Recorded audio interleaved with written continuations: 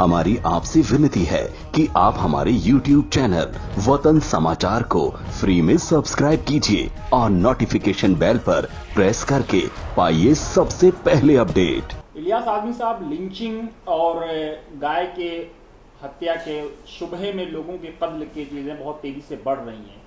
क्या इससे निजात पाने का कोई रास्ता है या इसी तरह से लोग मारे जाते रहेंगे और पूरा हिंदुस्तान खामोश तमाशाई बना रहेगा? देखिए, गाय इस मुल्क के लिए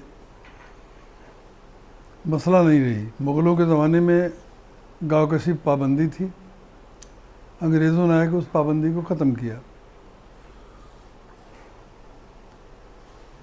मैं इस बुनियाद पर तो कह सकता हूँ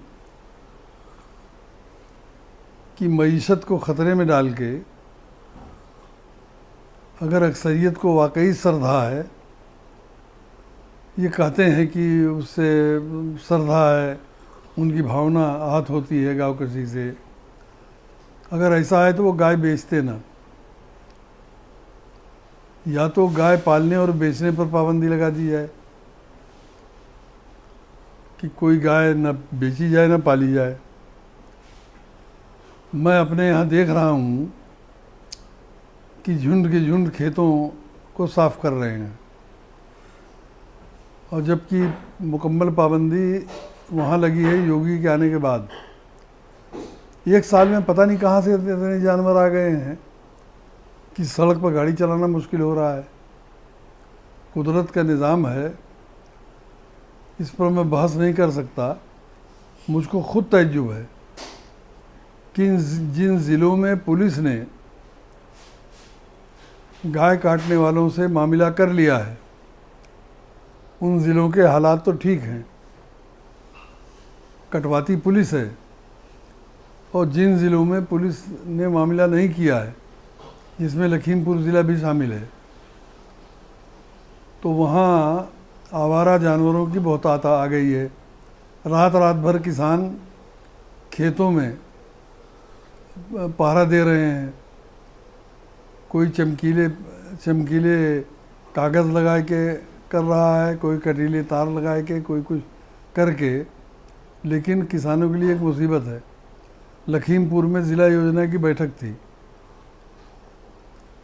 उसमें सबसे पुराने भाजपाई राम कुमार वर्मा ने कहा कि मंत्री जी, मुख्यमंत्री से बात कीजिए, नहीं तो हम लोग चुनाव अगला हार जाएंगे।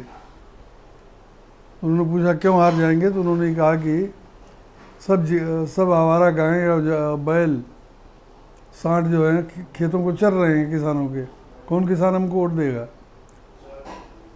उसकी तायीद पूरे सदन ने की। तो उसके बाद प्रभारी मंत्री गुलाबो देवी थी, उन्होंने कहा कि अब मेरी भी सुनिए, ये समस्या मेरे यहाँ आपके यहाँ से भी ज़्यादा है। वो संभल गिराने वाली है। ये समस्या मेरे यहाँ आपके यहाँ से ज़्यादा है। जाहिर है कि मेरे यहाँ मुसलमान ज़्यादा हैं, पहले ज़्यादा कटती थी, अब बंद हो गई है तो ज़्यादा खुली घूम रही हैं। तो आप सब लोग मिलकर मुख्यमंत्री से मेरी समस्या हल करा दीजिए। देखिए, कुदरत के निज़ाम से न मोदी लड़ सकते हैं, न योगी लड़ सकते हैं, न मैं लड़ सकता हूँ, न आप लड़ सकते हैं। कुदरत का निज़ाम है। लाखों बकरे पूरे मुल्क में डेली कटते हैं, लाखों में।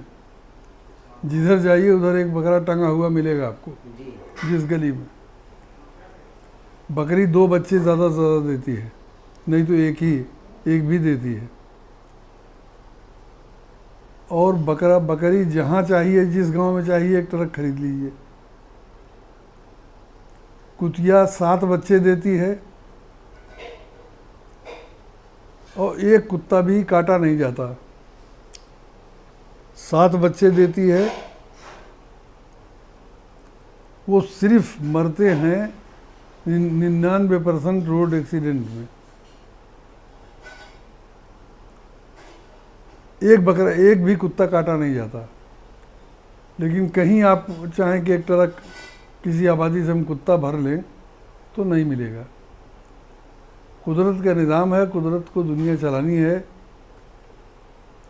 वैसे ही होता है जैसे बकरे का मामला है। जब से मॉब लिंचिंग ये शुरू हुआ है तब से मुझको डर है कि मुसलमानों की आबादी और तेज़ी से बढ़ेगी, इसलिए कि कुदरत से न मोदी लड़ सकते, न योगी लड़ सकते, न कोई लड़ सकता। कुदरत का जो निज़ाम है, जो सिस्टम है कुदरत का, जिसको सुन्नतुल्लाह हम कहते हैं, वो तो अपने रास्ते पे चलता है। उसको दुनिया में किसी की ताकत नहीं कि बदल दे। तो जहाँ तक मेरा ताल्लुक़ है, अगर अक्सरियत के मजहबी जज्बात मजरूह होते हैं, लेकिन भैया कल अक्सरियत कहने लगे कि तुम्हारे मुसलमान रहने से हमारे मजहबी जज्बात मजरूह होने लगे हैं, तो मैं तो नहीं कहूँगा कोई इस्लाम तर्क कर दे। लेकिन अगर गाय का गोश्त खाने से मजहबी जज्बात मजरूह होते हैं, तो मैं मुसलमानों से हाथ जोड़ के अपील करूँगा कि आजमाने के लिए 2 साल के लिए पूरी तरह बंद कर दें। 2 साल के लिए आजमाइश के लिए हिंदू भाइयों के जज्बात के एहतराम में बंद कर दें।